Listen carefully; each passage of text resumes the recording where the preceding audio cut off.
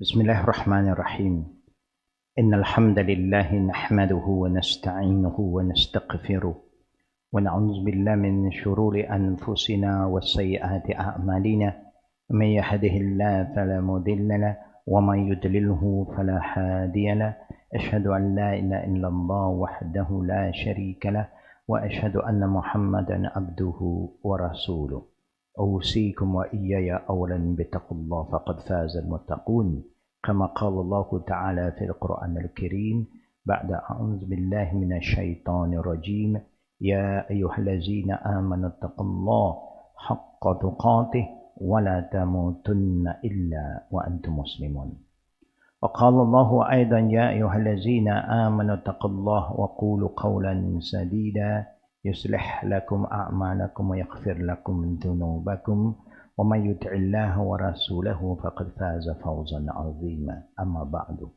فإن خير الكلام كلام الله وأحسن هدي هدي محمد صلى الله عليه وآله وصحبه وسلم وشر الأمور محدثاتها وكل محدثة بدعة كل بدعة ضلالة وكل ضلالة في النار.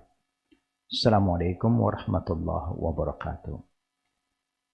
اللهم زدنا علما نافعا ورزقا طيبا وعملا متقبلا. May Allah subhanahu wa ta'ala increase in us knowledge that benefit all of us here to the hereafter. Not just any knowledge. And that is the pure knowledge from the Wahyu, the Quran and the Sunnah of our beloved Prophet Muhammad sallallahu alayhi wa alihi wa sahbihi wa sallam.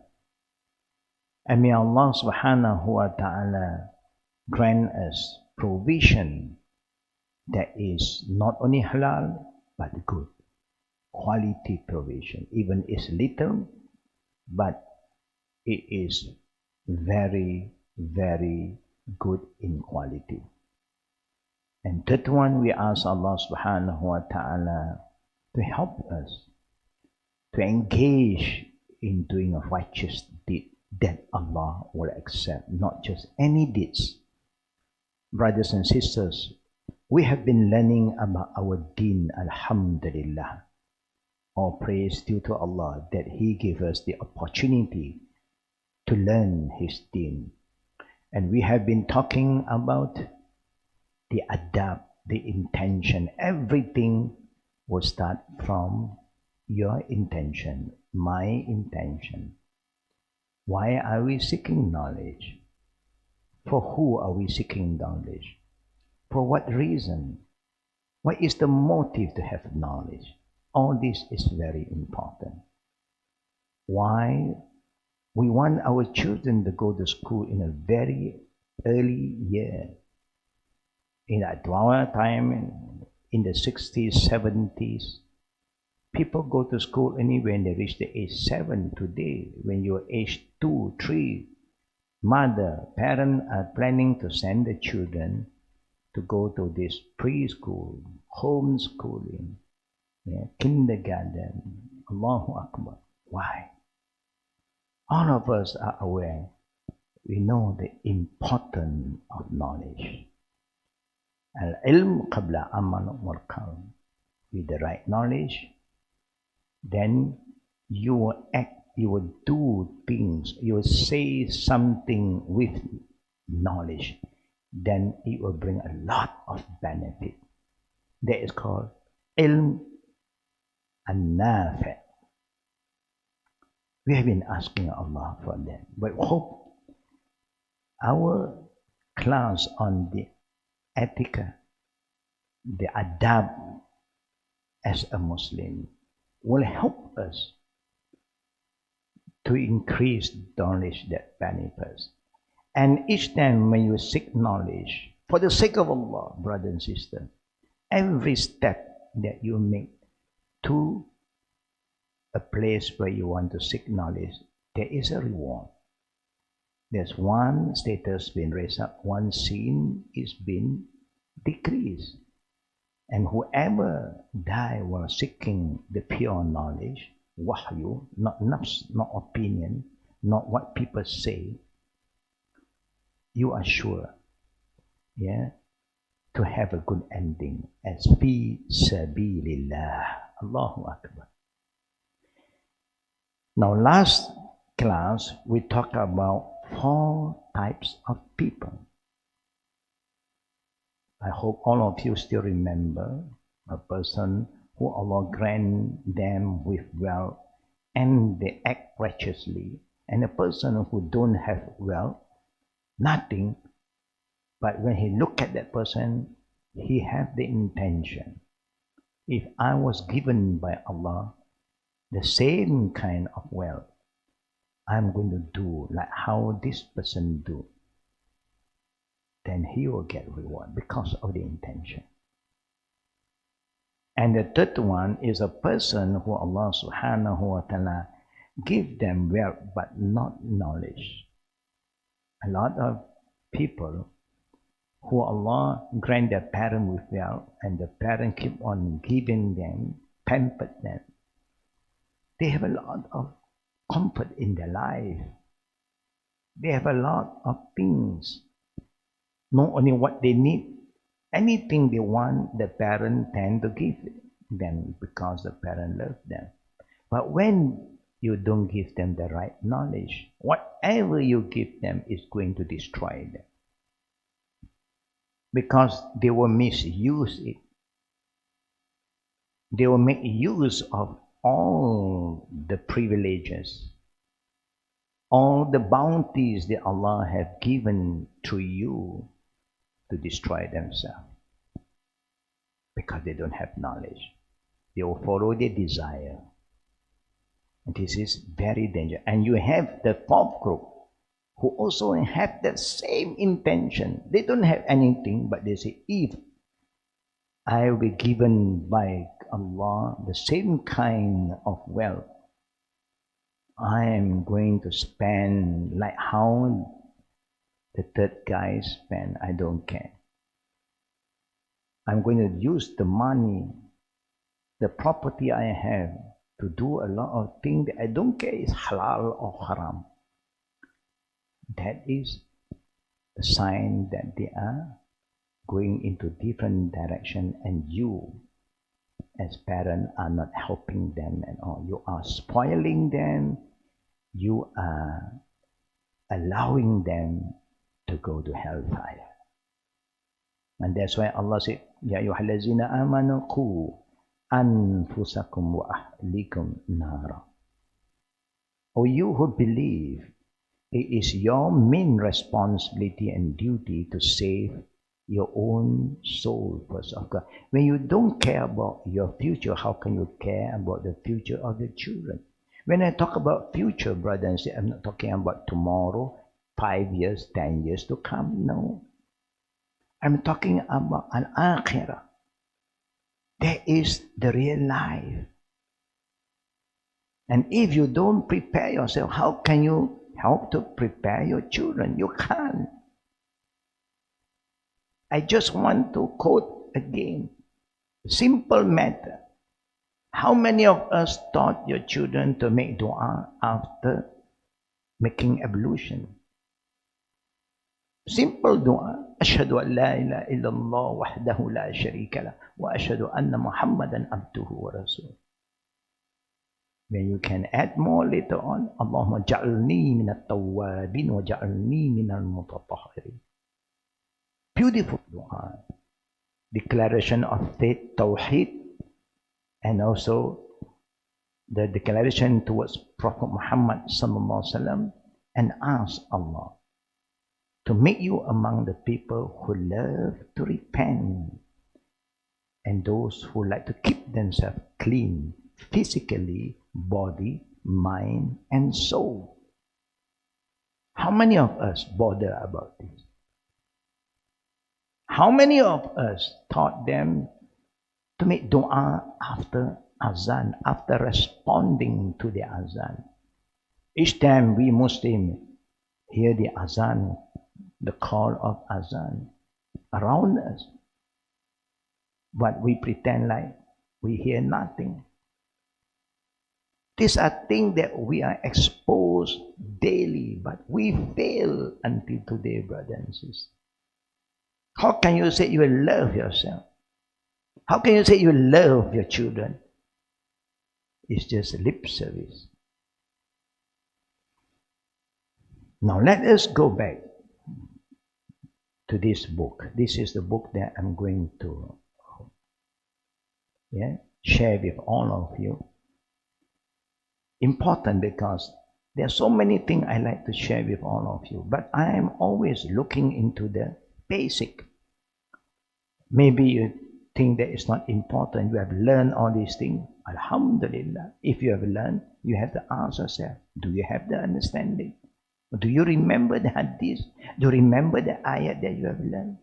Or just for the sake of attending classes, after classes, then you, alhamdulillah, you may have wrote a lot of things on the book, your exercise book, but have you put them into your mind, into your heart, and have you been acting upon it?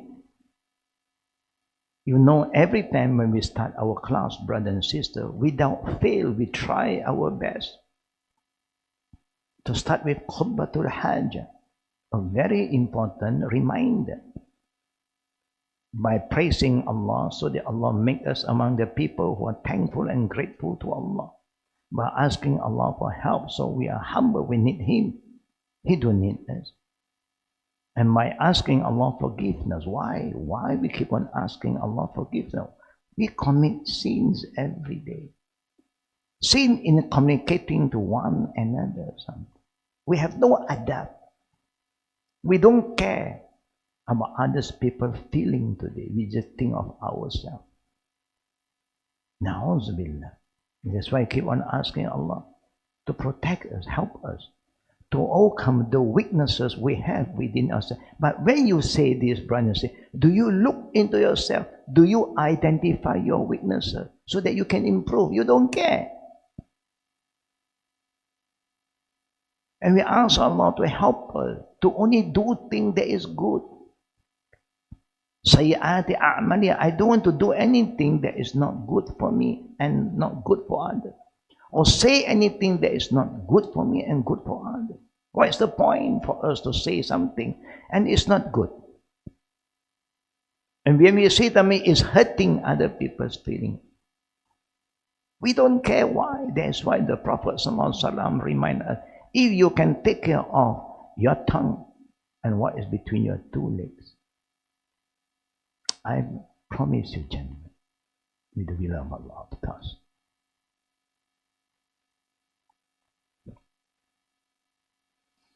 may Allah show mercy upon us, brothers and sisters. As we go older, as we age, we should be more careful, because we don't know when will be our time. We want to leave behind a legacy, a good one, that our children, our grandchildren remember us with good memory. Good memory, that is important. Our friend remember us with all the good memories, not bad memories. If we don't leave something good, we don't show good example, we are not going to leave any good legacy. And it is sure to backfire us, that our children one day will talk bad about us. Na'uzubillah. Now let us go back to page 13. For those who don't have the book, you can communicate with us and check with us. Yeah? There are some books still we have that you can purchase from us. At the Battle of Tabuk, now this is talking about in the war front. Allah's Messenger, Prophet Muhammad said, Inna bil Madina aqwama ma qata'na wadiya wala wati'na mawti'a taghizul kuffar wala anfaqna nafaqatan ولا أصابتنا مخمصة إلا شاركونا في ذلك وهم بالمدينة فقيل له كيف ذلك يا رسول الله فقال حبسهم العذر فشاركوا بحسن النية. Allahu Akbar. A beautiful saying of our Prophet Sallallahu Alaihi Wasallam. The meaning from Bukhari and Abu Dawud. There are people concerning whom you do not travel any distance, nor do you spend anything, nor do you pass any valley, but they are with you in the matter. The people said to the Prophet, how is that, Ya Rasulullah? Can you imagine? You do not travel with the group of people. You don't spend anything on that. You never pass through all the hardship that they have gone through. But you will have the same kind of reward like them. They have been restrained, the Prophet said, due to some excuses. But they are with you because of the good intention. These are the people who was going to the battlefield with what they have. Some will travel with their own transport, their own weapon, because there is a war going on. They have to go through all the hardship, all the valley. But then the Prophet said there are people who just can't do it. They don't have the means at all. They are not able to travel with you, to go with you to the battle. But they get the reward from Allah. Why? The Prophet ﷺ said, because of their good and sincere intention. They really intend to go, not just an empty excuses, not like today. We give a lot of excuses. After said, inshallah, we still excuse ourselves. Why? Because we follow our nafs, our feeling. In the early generation, when the companion just can't do something like others can do, but they have the intent, I want to do, I want to go, I want to travel with them. But I don't have the means. I'm ready for jihad, but I don't have the means at all. But Allah reward them because of their good, serious, committed intention. Today, our intention all have gone wrong. We just give excuses.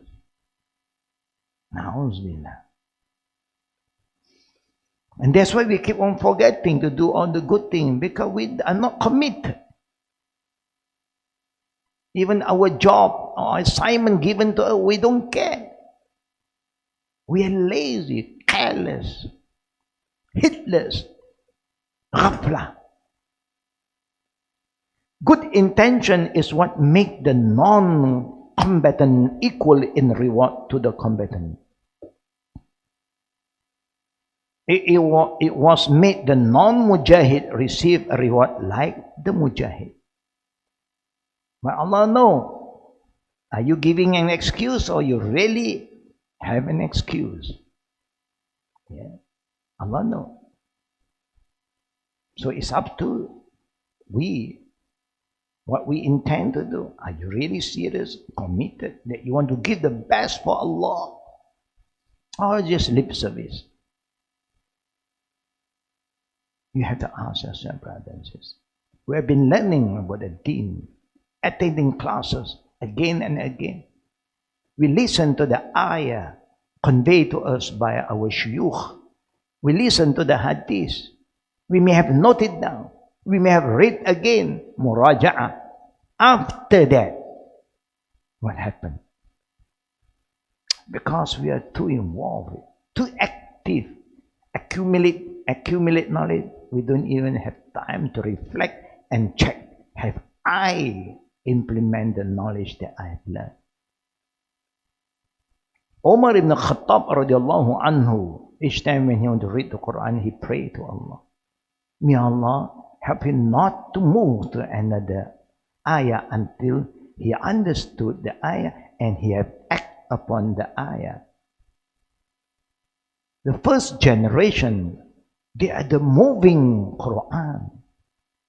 You read the Quran, you look at them, the example is there. Like our Prophet sallallahu alaihi wasallam, when they asked Aisha about his character, his akhlaq, Aisha said, "Kana khuluquhul Quran."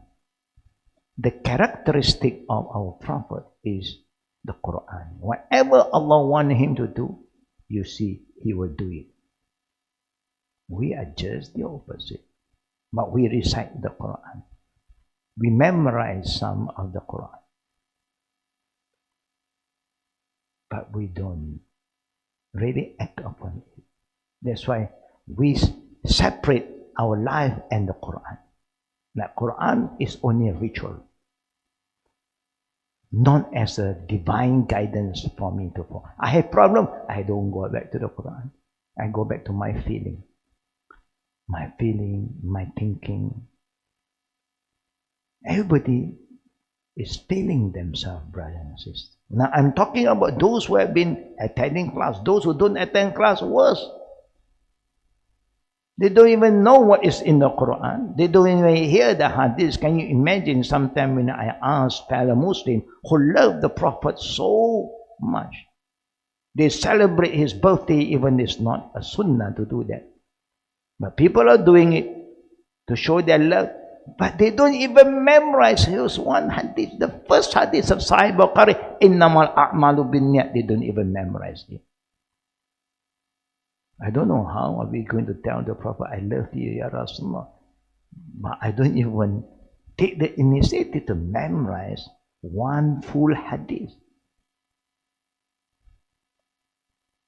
I believe all of us who have been following my class since years, who travel with me, you have memorized at least 6 to 10 saying of the Prophet sallallahu alaihi wasallam.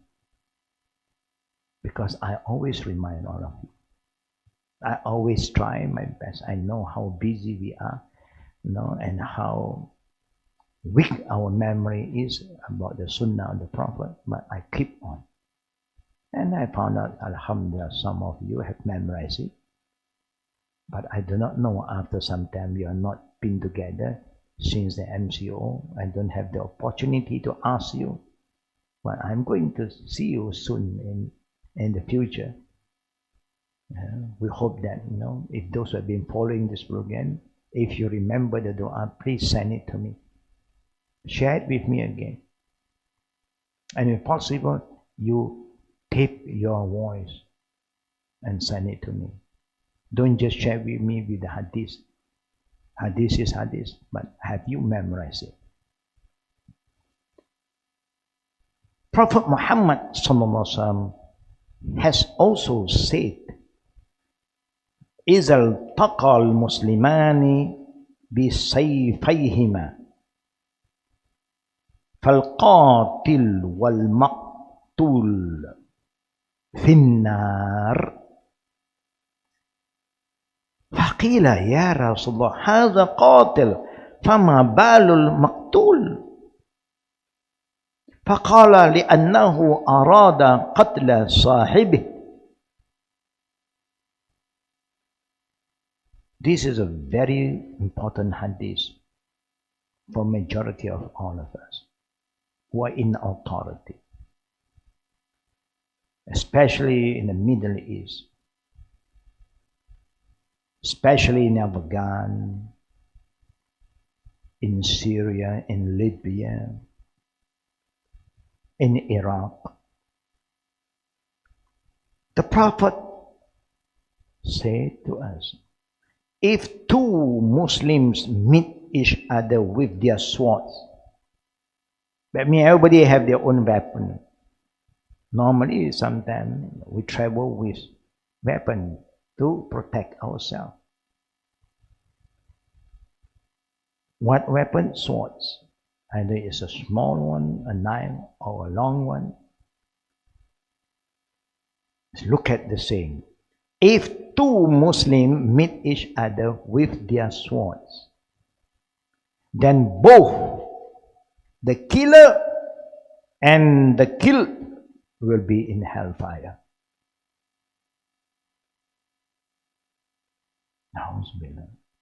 Can you imagine what's happening to all of us?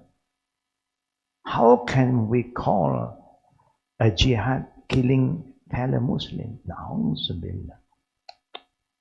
What kind of call is that? This is the greatest fitna.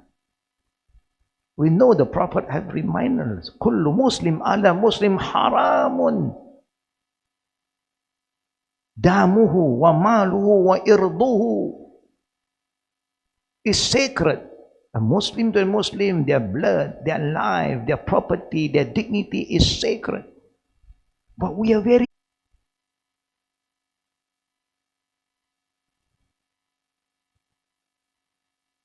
I repeat, brothers and sisters, because these are very important saying of the Prophet. Of course, all the saying of the Prophet is very important, but especially at this time where the fitan is so great among us.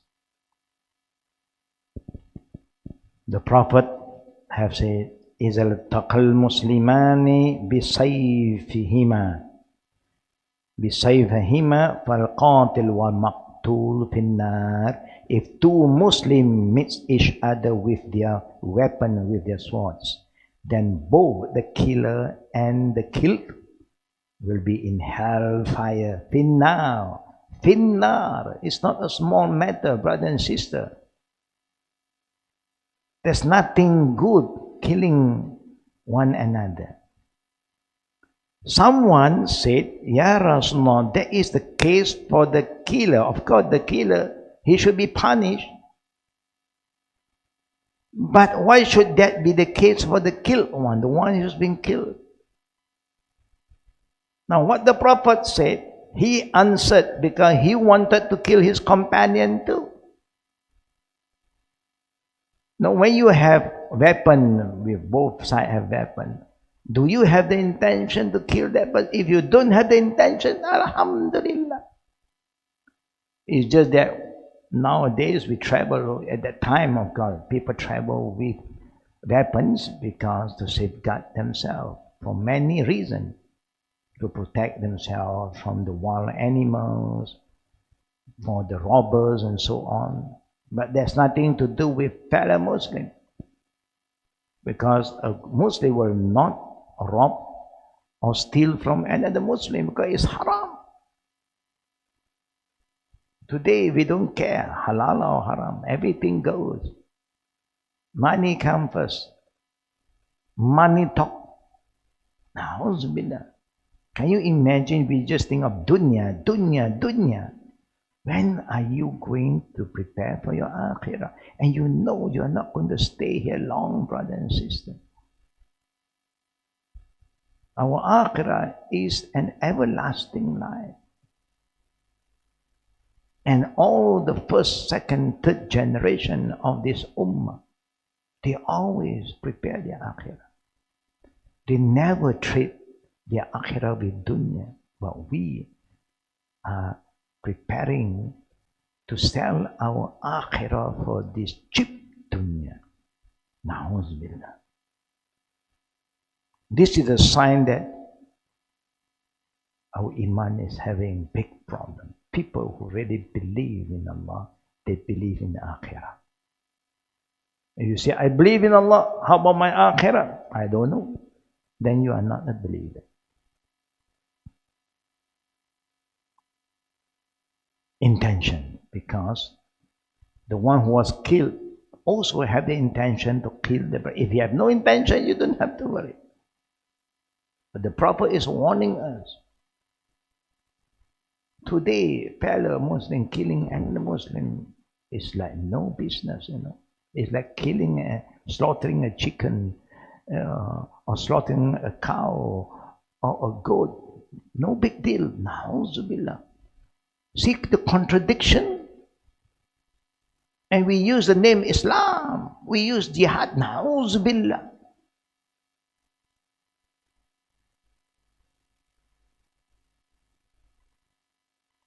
The impious intention, corrupted intention, and evil desire have made both fighters equal in deserving the hellfire.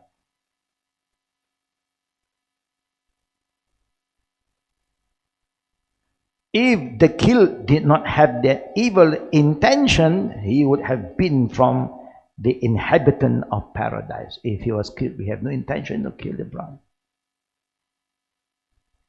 But then he was killed. Mazloom. You have a zalim and mazloom. Now this go to anybody.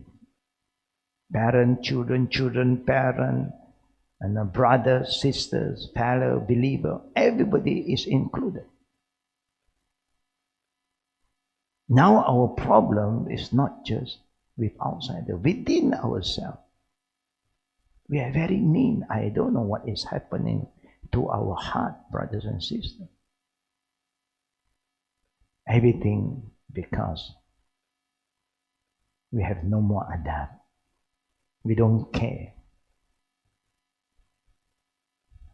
And look at the third hadith that I like to share with all brothers and sisters, especially those who are not married and those who have married. The Prophet ﷺ even said, "Man tazawwaj bi sadaqin la yanwi ada'ahu fahuwa zanin. وَمَنْ أَدَاءَ دَيْنًا وَهُوَ لَا يَنْوِي قَضَاءَهُ فَهُوَ سَارِقٌ." Ahmad and Ibn Majah, Rawahu.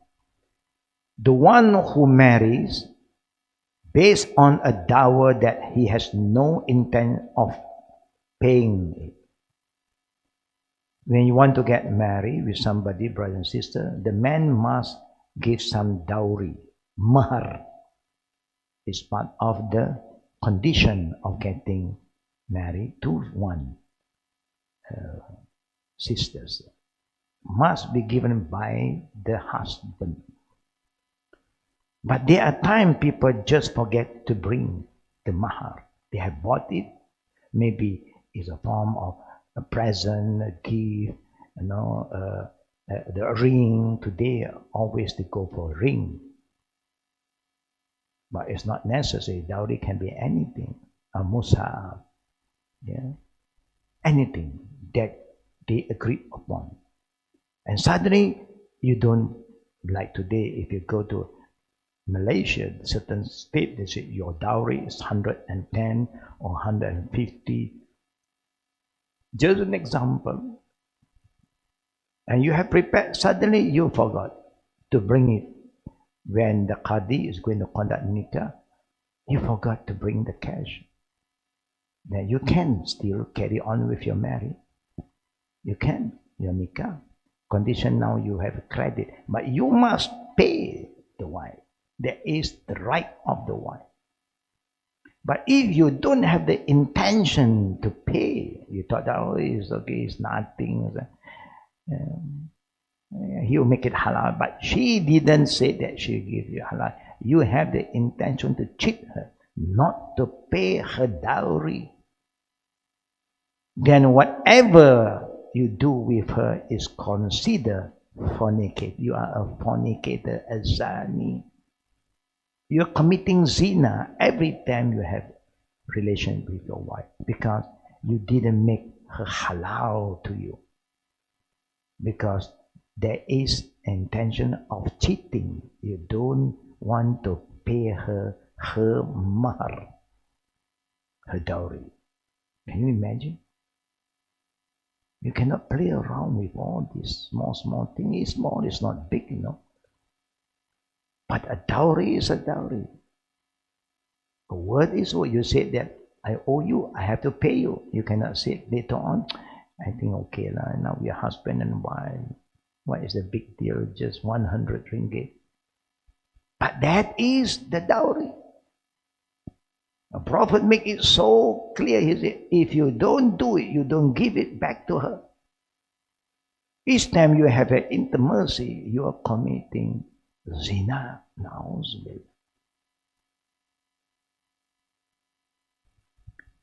And the prophet continued by saying, and the one who take a loan, brother and sister, we all, majority of us are involved in this.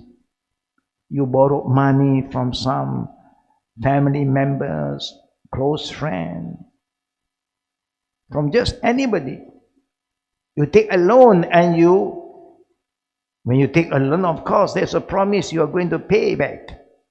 There will be a letter maybe for you to sign. Okay, I so-and-so took 2,000 ringgit loan from so-and-so, date so-and-so.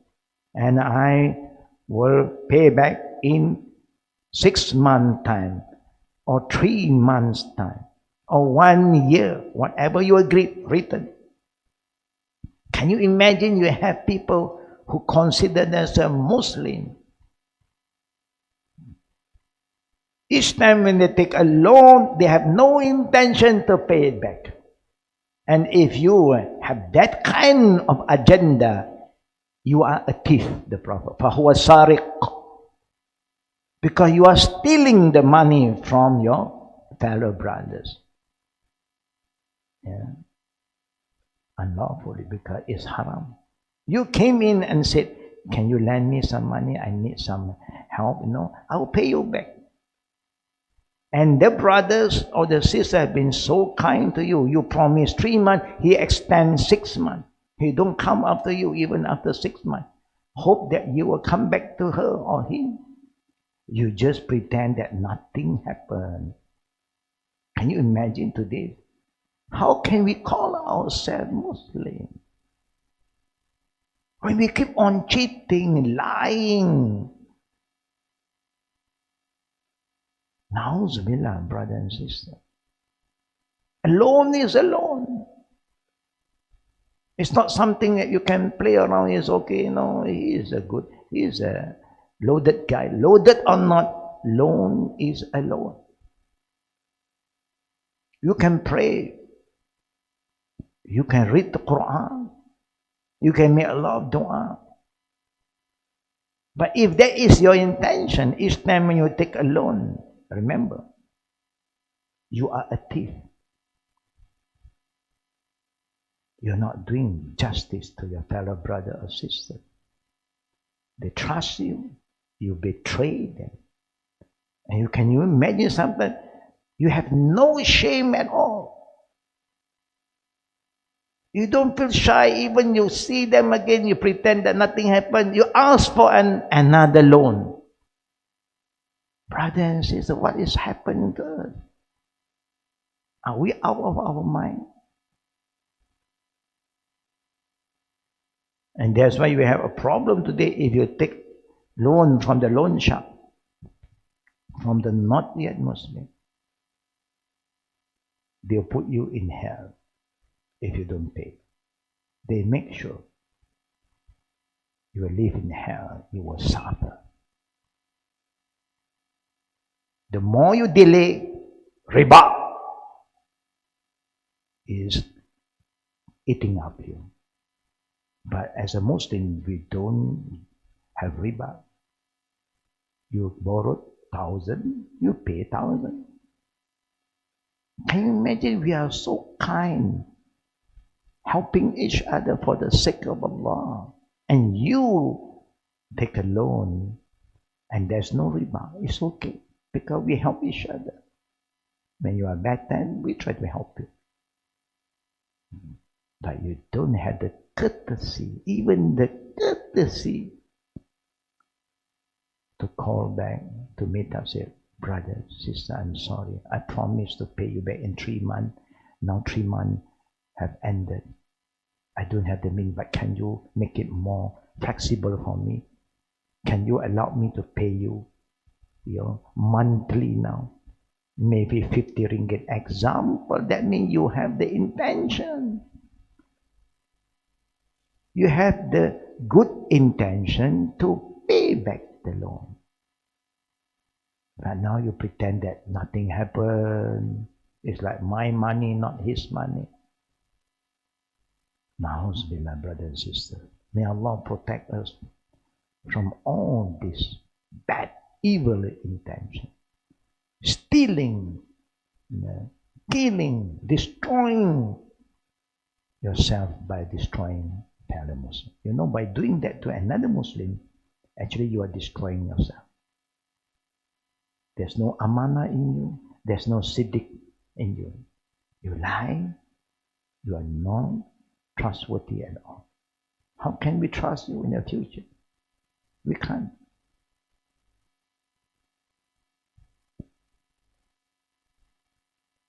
It's just like, when we have problem, get problem from two sides. Then they ask for the third party to help you. So the third party's duty for aslihu bainahuma is our duty to meet both parties. And one party is ready, the other party give excuses. Brother, how good you are, how knowledgeable you are. If you do that, we consider you as a betrayer. You are a zalim. You can say anything you like. Based on the guidance of the Quran, you are wrong.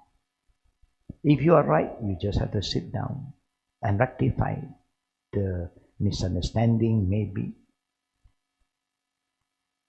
But you don't want to meet, and you still say that you are right. What kind of knowledge are you referring to, brother and sister? Which ayah that you refer, or the saying the Prophet that if you don't want to Islam, you still say that you are right? You are wrong. That's why Allah said, "Innamal mu'minuna ikhwa fa aslihu baina akhawaykum wattaqullah la'allakum turhamun." All Muslim believers are like a family. If you have problem, we have to Islah. We have to rectify. We have to sit down, discuss. If you don't want, that means you don't behave like a believer anymore. You don't treat your fellow Muslim as your brothers or your sisters. You treat them that you are nobody, you are a stranger, I don't know you, you are the troublemaker. Na'uzubillah, brother and sister. I don't know what is happening to this ummah today. Our Prophet ﷺ is not going to be happy to see this kind of character that we have. Therefore, an evil intention can transform a permissible deed into a forbidden one, just because of the intention. It can also change a deed that is free from any harm into a harmful deed. You cause harm to others now. You take a loan, and people have their own problem. By the time you ask for help, they thought that, never mind, I can handle mine first. Yeah, I don't have the need of this extra. I lend it to you, but I may encounter other problems. But I have the plan that when you give it back to me, I am going to pay back to others. I may have also my own loan sometime. But now you lie to him. You betray him. You put him into a difficult time. Now all the above hadiths that we have shared is talking about what a Muslim believes concerning the seriousness of the niyat, intention, and its extreme importance, everything from it. You see, brother and sister, what is in our heart, no one knows except you and Allah. But don't forget, don't say, how can you judge me? What do you know about what is in my heart? I can't judge you based on your heart, brother and sister. I have the right to judge you based on the signs, the ayah that Allah showed me. Ayatul munafiq, ayah mu'minin, ayah al-kafirin, wal-fasikin, wal-zalimin. When Allah create things, He also give us signs. He show us the signs of a believer in the first few ayah in Surah Al-Baqarah. الذين يؤمنون بالغيب ويقيمون الصلاة ومما رزقناهم ينفقون والذين يؤمنون بما أنزل إليك ما أنزل من قبل وبالآخرة هم يوقنون. Allah is telling this the sign of the believer, then the sign of the disbeliever, and the signs, ayat, alama of the hypocrite. Majority of so-called Muslim today, they are hypocrite.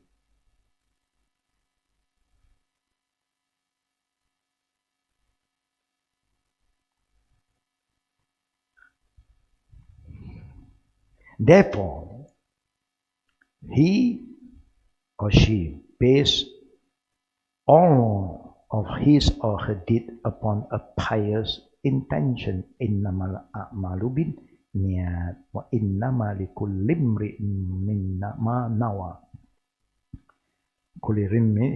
nawa. He also strive his best not to perform any deed without an intention or with an impure intention. Of course, a sound person will not do anything without an intention, but we hope that the intention is pure, is not corrupted intention. Remember, brother and sister, the intention is the soul of the deeds. Yeah? Your action is your, what you call your amal, is the surface, thing that you can see. The soul we can't see, the soul is inside. And there is where the value come in, brother and sister. You remember the Prophet talked about the three group of people who have wealth and they spend their money here and there, give sadaqah here and there, build masajid, musalla, do so many good charity work. And Allah asked them, for who do you do that? In the day of judgment, we say, for you, Allah. Allah said, Qazzabt. Qazzabt. You still want to lie to Allah? You think Allah do not know what's in your heart and your mind? You have lied to the people, and now in the day of judgment, you still want to lie to Allah. And Allah called the angel to throw you into hellfire because you don't deserve paradise just because of the intention. Even you have knowledge, you use your knowledge, not for the sake of Allah. You have wealth, you have strength, everything you have, Allah give you the authority, but you never do it for the sake of Allah. The deed is sound if the intention is sound, and the deed is wicked if the intention is wicked. Innamal a'malu binniyat.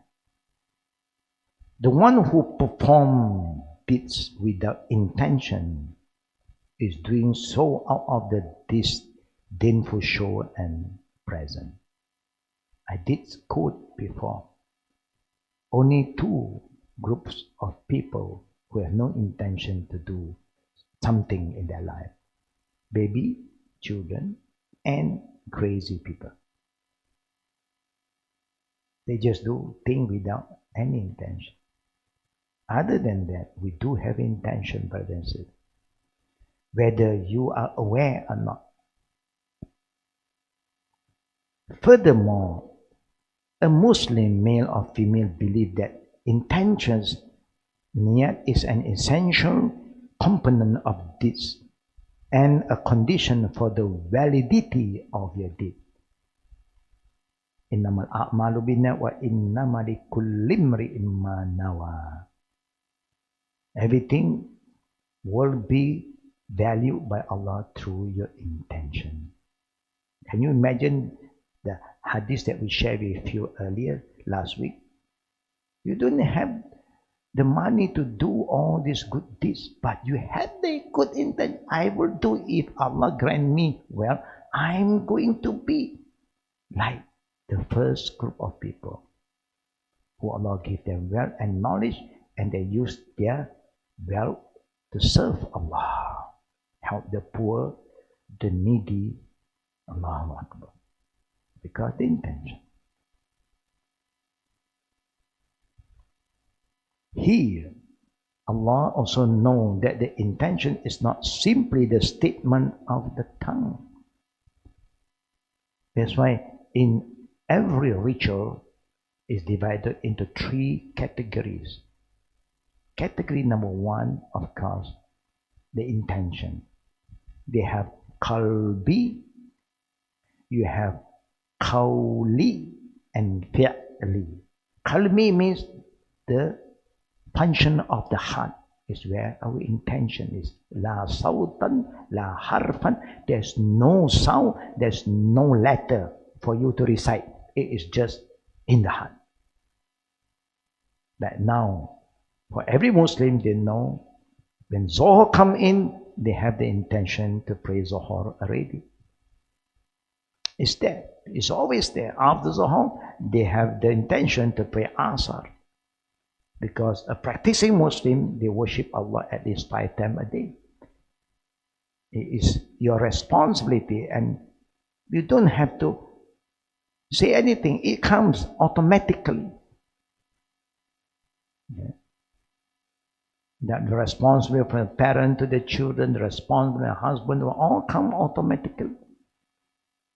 You don't have to. And now only I will put my intention. What do you think now? Only you want to put your intention? No, it's there.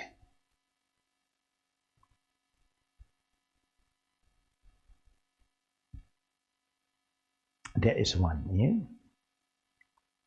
It's not just, there is the function of the heart. Then qawli, like prayer, you have qalbi, there is intention. No recitation. Then you have recitation, Allahu Akbar. No prayer can start without takbir. And then the action, raise your hand. There is fi'li, qalbi, qawli, and fi'li. The function of the heart, the function of the tongue, and your action, yeah, the body. Remember, Allah knows that the intention is not simply statement of the tongue. Oh Allah, I intend such and such. Nor is it simply a thought in the mind.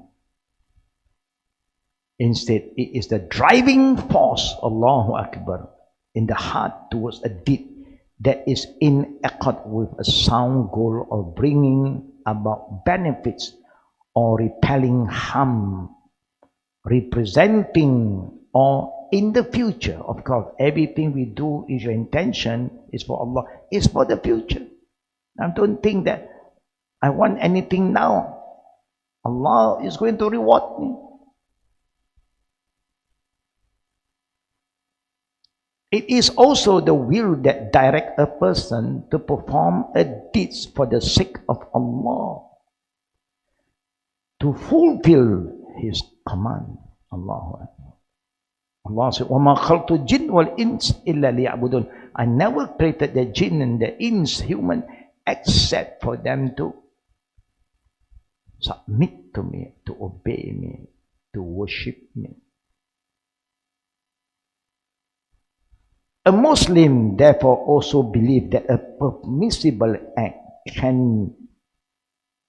may become an act of obedience worthy of reward and recompense. At the same time, an act of obedience, if it is void of a pious intention, become an act of disobedience worthy of punishment, and burden become a problem. That's why sometimes people who don't have the right intention, prayer can be a problem. Oh, very difficult. Become a problem. Can you imagine doing good thing become a problem? Because something is very wrong in our heart. We don't know how to value what is good and what is bad anymore.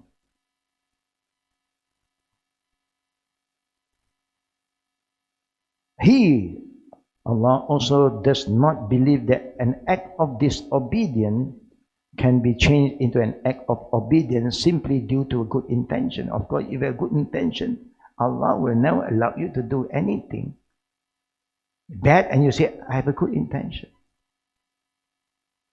Anything bad is bad. Good intention do not allow you to do anything you like, brother and sister. I have a good intention. I want to pray Fajr 3 rakat. Do it. Who call you to pray Fajr 3 rakat? But it's okay, just an addition of Fatiha and Tasbih and all these things. I'm not doing something bad. What that is not allowed in ibadah, you cannot do. Ibadah, you cannot create your own ibadah. The Prophet never even commanded his companion to pray until Isra and Mi'raj, after the 10, 11 years of prophethood. Because the order was not there yet. The command was not there yet.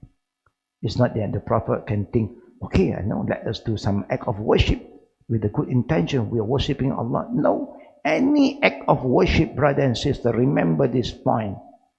Any act of ibadah, you cannot do it until there is a command from Allah and the example of Prophet Muhammad sallallahu alaihi wasallam. The Malay saying, setiap urusan ibadat tak boleh dilakukan sehingga ada dalil dari Quran dan Sunnah. Kalau tak ada, stop, berhenti. Stop there. Don't add. That is ibadah. The law of ibadah is that don't do until there is an evidence. The Prophet never called us to fast, his ummah to fast, until he migrated to Medina. Then fasting was made an obligation, you see. Even fasting is good, but you cannot say you must fast until there is a command. That is the opposite. Ibadah, you cannot do even you have good intention until there is a command, a dalil, an evidence call you to do. That tradition, you do what tradition I used to do. Until there is a law that Allah said, this is haram, then it's haram. Just the opposite. You cannot say, but I have good intention, brother and sister. Good intention do not give you the right to do anything you want in Islam, especially the act of worship. I have good intention. I do want to fast in Ramadan because Ramadan is summer time. So I will fast 1.5 months, winter time. Who give you the right to change the month? The month that Allah make an obligation for you to fast is Ramadan, not outside Ramadan. Outside Ramadan is for you to pay back what you missed in Ramadan. You cannot change the month. Month Allah fixed. Brother and sister, this is ibadah. Please remember.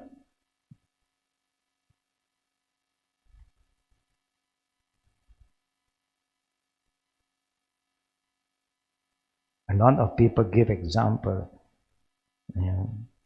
The one who backbite a person just to make another person feel better has disobeyed Allah and has committed a sin.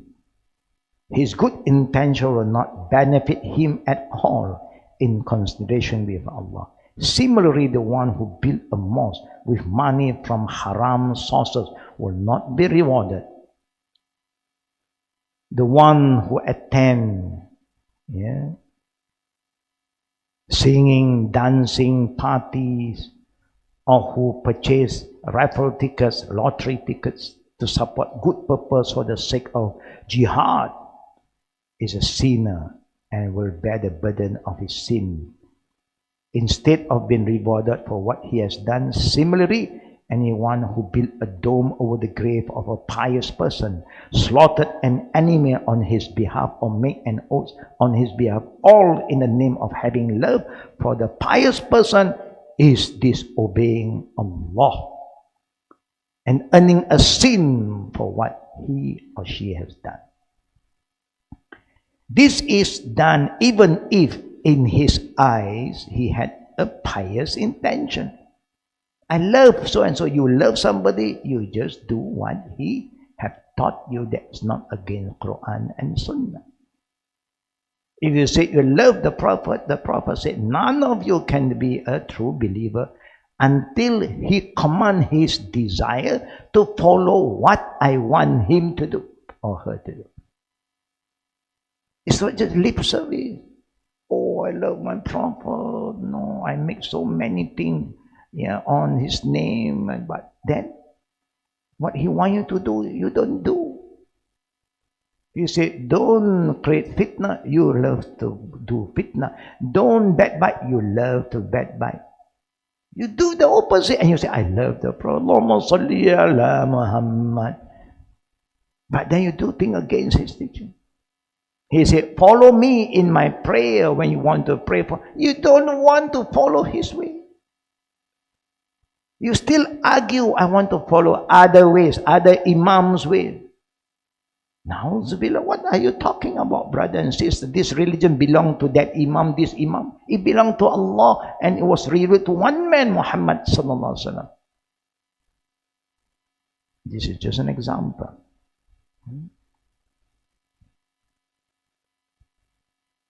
Good intention, meaning do not allow you to do anything you want in Islam, especially in area known as ta'budiyah, act of worship. A deed is not transformed by a pious intention into an act of obedience unless it was something permissible in the Sharia in the first place. That means there is an evidence from the Quran and the Sunnah, then you follow. As for a forbidden act, it never becomes an act of obedience under any circumstances whatsoever. Allahu Akbar. Don't forget this beautiful ayah that majority of the Muslims in Nusantara have memorized this. In the dua iftitah. And part of the dua iftitah, when you start with wajjahtu wajha lillazi fatara samawati wal ardh hanifan muslima wa ma ana minal musyrikin inna salati wa nusuki wa mahyaya wa mamati lillahi rabbil alamin. You can follow me to recite this part, brothers, because I believe all of you have memorized it. Qul inna salati wa nusuki wa mahyaya wa mamati, continue, lillahi rabbil alamin. Allahu Akbar.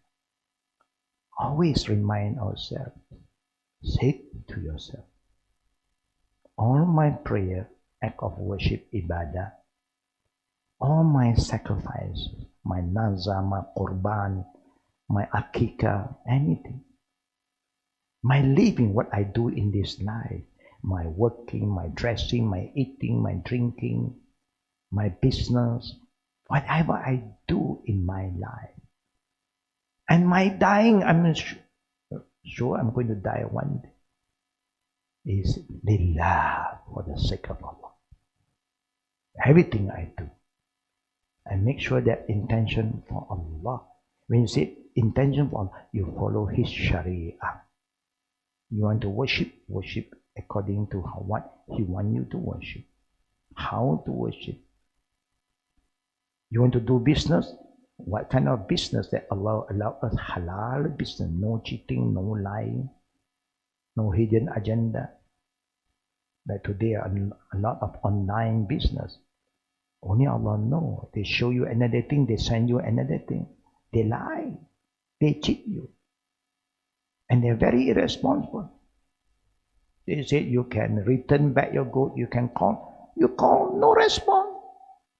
Because the one who received your order is a different guy, the one who sent to you is a different guy. Only Allah knows who is behind all this shaitanic, business. Na'uzubillah. What is happening? I still remember, even the Chinese have their own saying, honesty is the best policy. But where is the honesty today? No, man. Everybody have the intention to lie, to cheat. Yeah? And the Prophet said, Man ghasha falaysa minna, whoever cheat while they are doing business is not my ummah.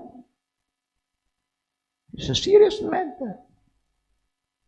If you want to do business according to the Sharia, lillahi ta'ala, and follow the Sharia, halal, no cheating, no lying, clear cut.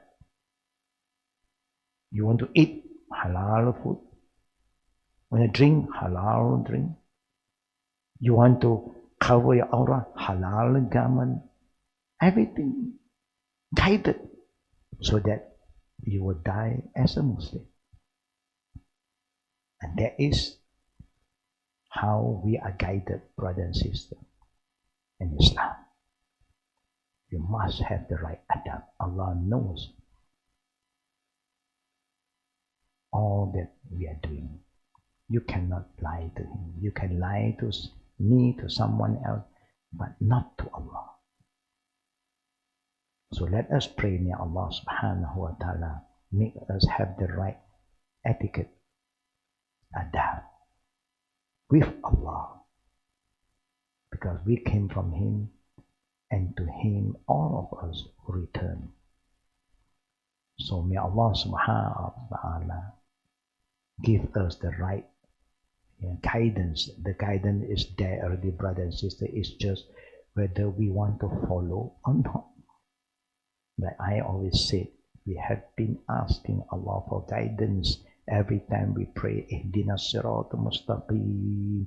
Oh Allah, guide us to your straight path. Then Allah has shown us His way. Wa anna hadha sirati mustaqima fattabi'uhu wa la tattabi'u subula. You ask me to guide you, I show you my way, the Quran, and the way of His messenger, Prophet Muhammad sallallahu alaihi wasallam. Just follow. Fattabi'uh. Simple as that. Don't follow your own desire. Sometimes because of your intellect, you're so intelligent to the extent that you thought that you know better about Islam than Prophet Muhammad sallallahu alaihi wasallam. That is the biggest mistake, the first mistake you have done to yourself. You have been so unjust to yourself. How can you have that feeling, that thought? You think you know better than Prophet Muhammad sallallahu alaihi wasallam. There are some people dare to even say, if Prophet Muhammad is alive today, I think he will agree with my opinion. Who care about your opinions, brother and sister? Your opinion is based on your feeling, no wahyu. Where the Prophet was reminded by Allah, وَمَا يَنْتِقُ عَنِ الْهَوَىٰ إِنْ هُوَ إِلَّا وَحْيٌ يُوحَىٰ. Prophet is a man who never uttered based on his desire, except what was revealed to him. Allahu Akbar. So don't ever compare and say such evil words. This is the word of a mukabbir, boastful. They thought that the little knowledge we have, you thought that you know so much. Umar ibn Khattab one day was walking along the beach. He took a stone and threw it as hard as he can. And when that stone dropped into the ocean, he said, the knowledge that Allah has given me is just like this one piece of stone in the ocean. You see how humble the companions of the Prophet ﷺ, not like you or me. The little knowledge, wow, I think I know better. I think, I'm a perfect scholar. Other It's wrong. I'm the only the Mr. Right. Let Allah be the judge. You can be right when whatever you say is based on the Quran and the Wahyu, not based on opinion. Remember that. May Allah help us, brother and sister. And now we move to the second part of our enrichment program. Remember, brother and sister, yeah, every Wednesday morning we have our ongoing reminder, Saturday morning and Sunday morning. Don't forget this. For those who have been following our broadcast, info, alhamdulillah, but maybe some of you are not aware. That's why sometimes there are people who call in and say, do I have an ongoing class? Astaghfirullah, I feel so sad. How can people still asking us when we have been doing this for so long? They show that they are not in contact with our team. So may Allah make it easy for all of us, brothers and sisters. Now we move to Q&A. Fatafaddal.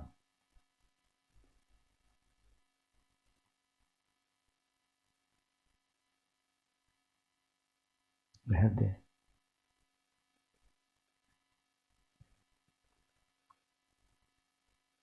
Okay.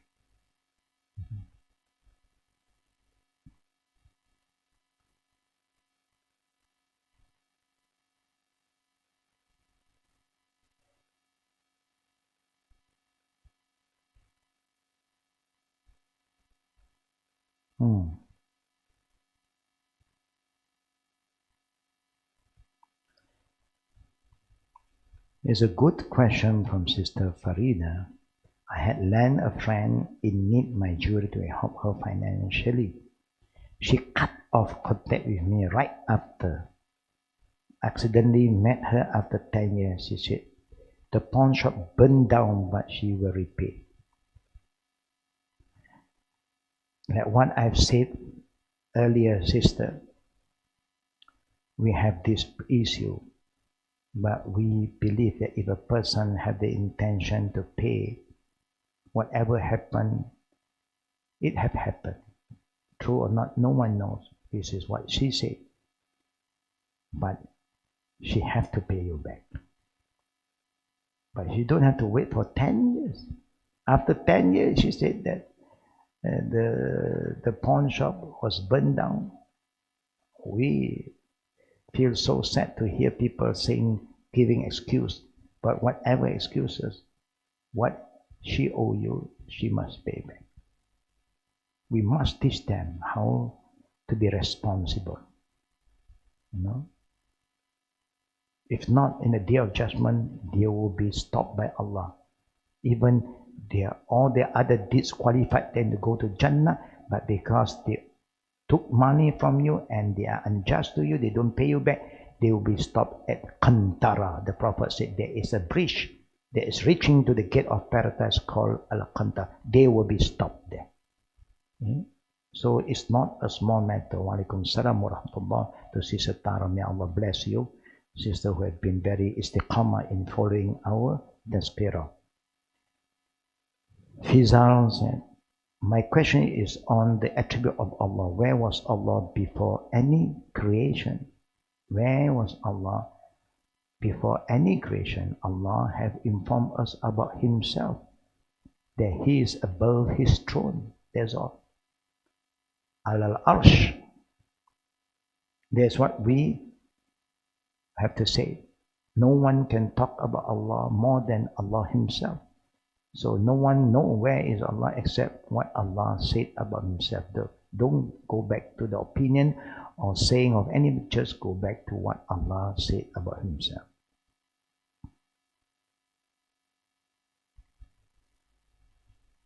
Wa alaikum salam wa rahmatullah to brother Rafilin, and also Sister Farida again. Thank for the opportunity watching from California. May Allah make it easy for all of you. This is the benefit of the technology, can be used for something beneficial and also can be used for something that is very bad. If I loaned a friend something, but they did not return it even after many years. Should I remind them about? Yes, why not? You have all the right to remind. That is your money. You have all the right. If they keep on pretend that they forget, and also you know who they are now. These are the sign of the munafiq. They promise, but they don't fulfill their promise. At least a courtesy call you back. Say, I know I owe you some place. Can you give me more time? But if they don't do that, it's your right to remind them, sister. Abdul Haq, Alhamdulillah, wa alaikum salam wa rahmatullahi wa barakatuh from New York. May what is happening in the USA,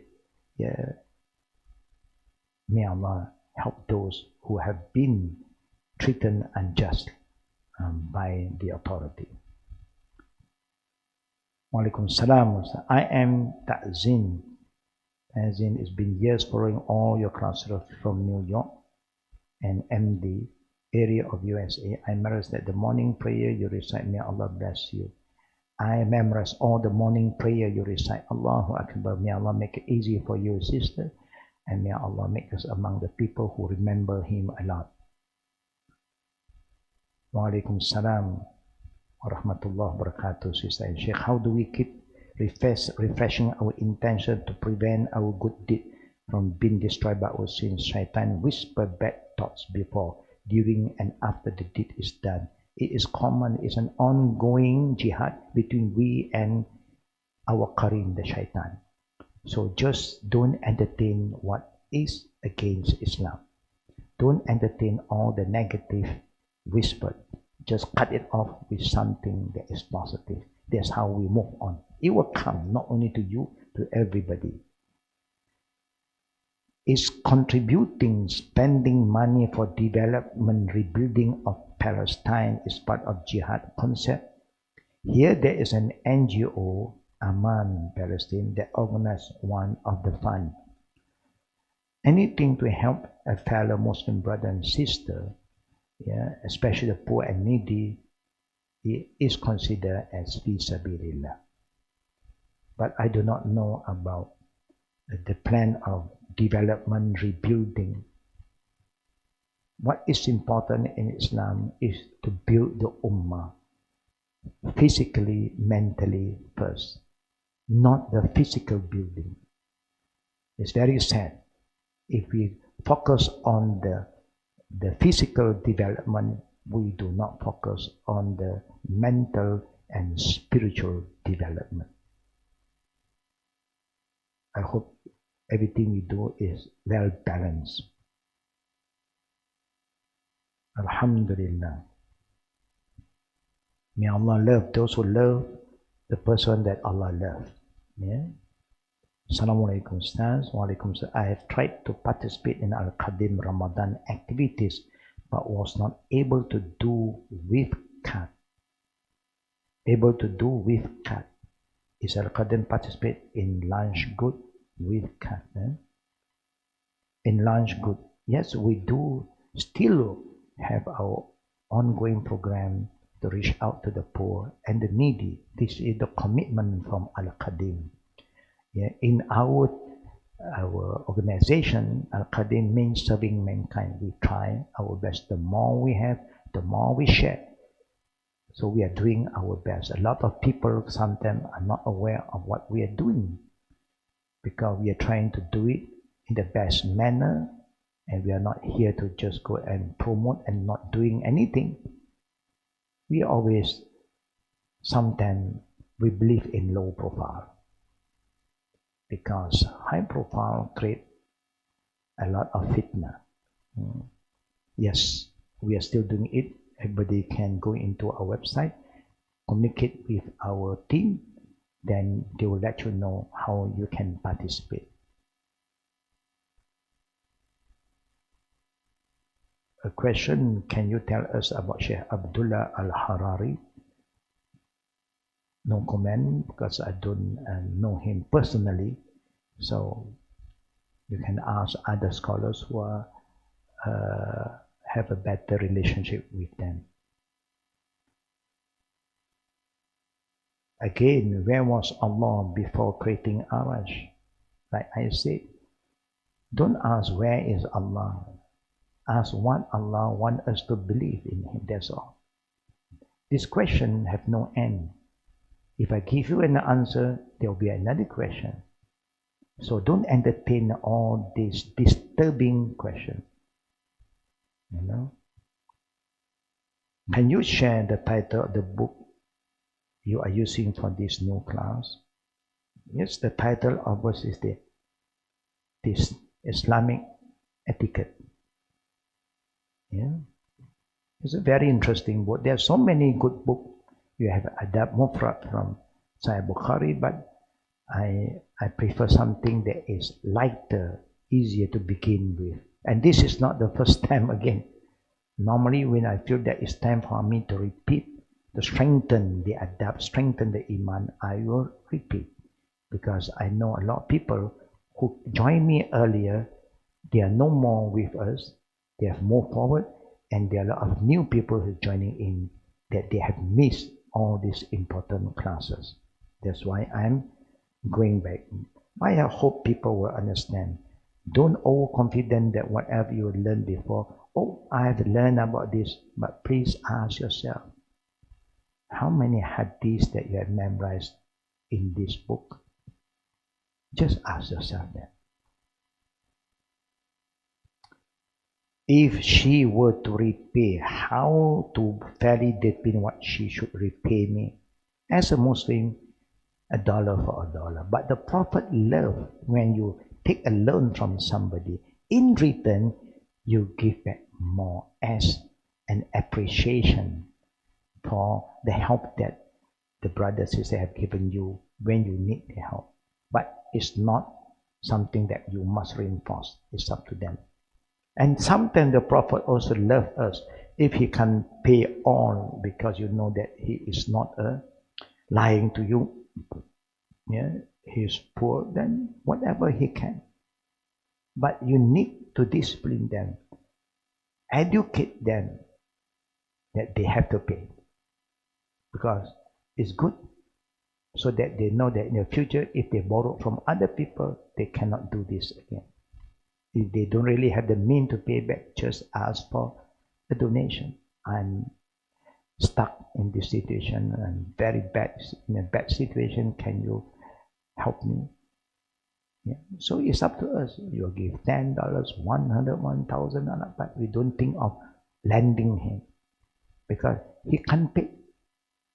So it's just he's not being honest to you. So it's better in that way.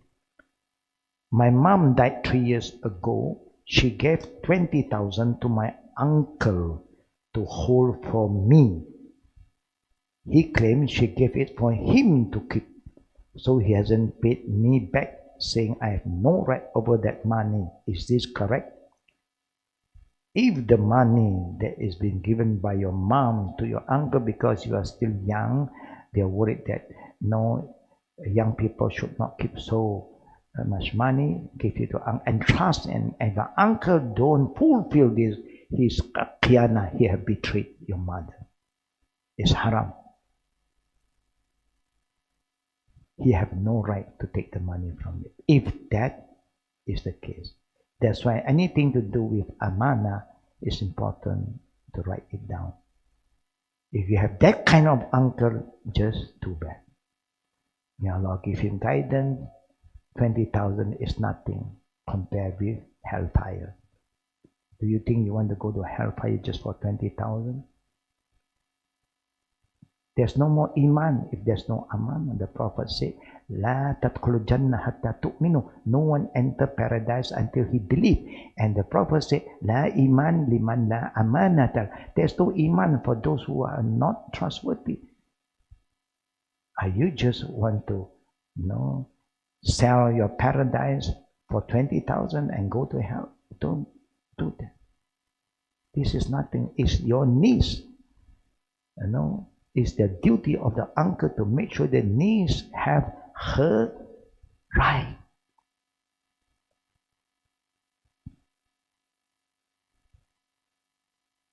What is your position on Sheikh Ibn Abdul Wahab?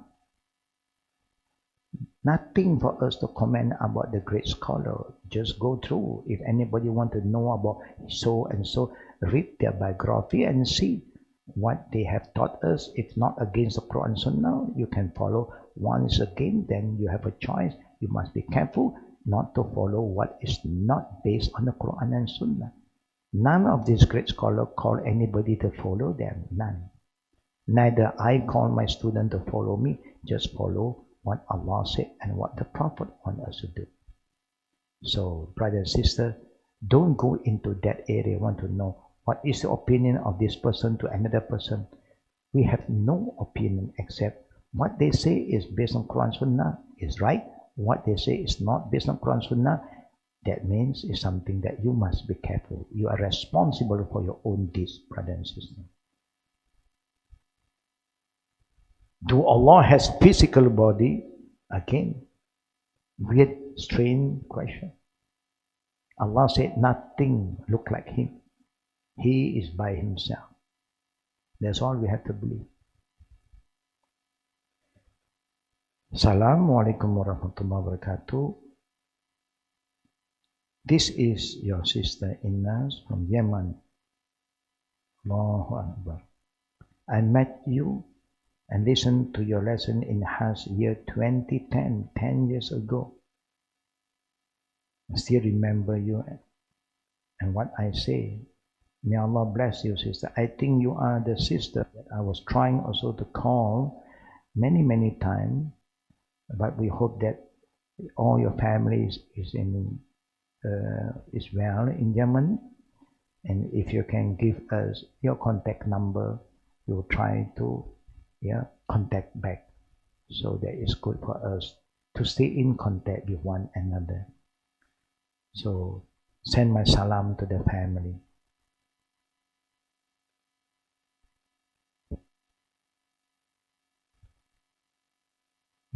Send my salam to your husband and your dad. I think I remember all of you because there's only one family from Yemen who follow my tazkirah, my reminder at the rooftop of Haram in Mausim Hajj.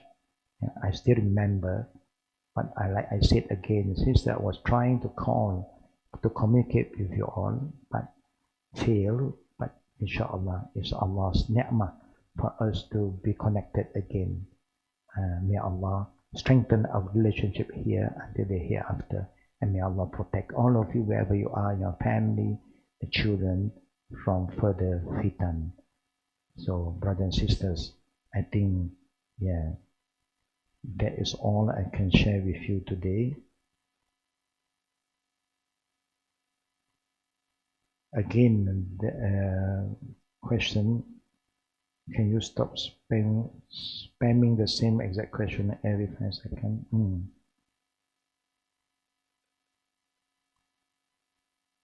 Alhamdulillah.